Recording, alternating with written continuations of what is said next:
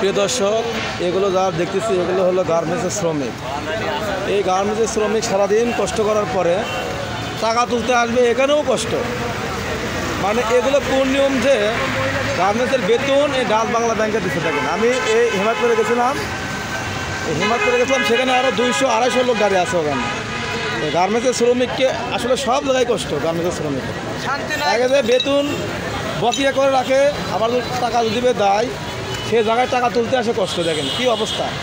এইগুলো টাকা হয়তো বা যারা লাইনে পিছনে যারা দাঁড়িয়ে আছে এরা হয়তো বা সিরিয়ালে পড়তে পড়তে মেশিনের কাছে যাইতে টাকা শেষ হতে পারে, হয়তো বা মেশিনে টাকাই থাকবে না।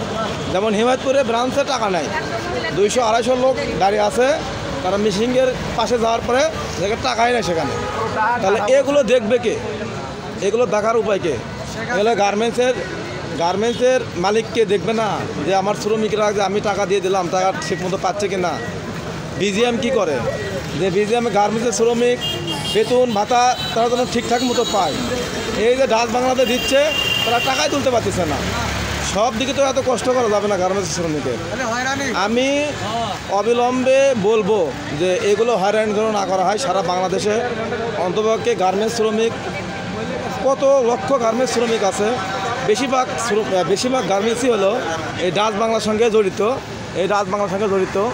তারা হলো ঠিকঠাক মতো মেশিনের টাকাও রাখে না, আবার শ্রমিকেরা আসলে পরে টাকা তুলতে পারে না, সিরিয়ালে দাঁড়িয়ে থাকে। এ দেখেন ভাই, আপনারা কতক্ষণ ধরে দাঁড়িয়ে আছেন? দেখেন, শুনে দেখেন 1 ঘন্টা ধরে দাঁড়িয়ে আছে। তাহলে এইগুলো শ্রমিকরা এদের ফ্যামিলি নাই, এরা ওভার টাইম করে, এরা টাকা তুলতে আসবে, সে টাকা তুলতে আসেও কষ্ট। প্রিয় দর্শক, আপনারা অবশ্যই কমেন্ট করবেন এবং শেয়ার করবেন। এর একটা প্রতিকার আমরা চাই। গার্মেন্টস শ্রমিকের যে টাকা দেয় ডাচ বাংলাতে, এর একটা আমরা প্রতিকার চাই। এর একটা অবিলম্বে এর একটা সুষ্ঠু আমরা জিনিস চাই, যাতে তারা বেতন পাওয়ার পরও যেন সুষ্ঠুভাবে সেগুলো তুলতে পারে। সবাই ভালো থাকবেন। আল্লাহ হাফেজ।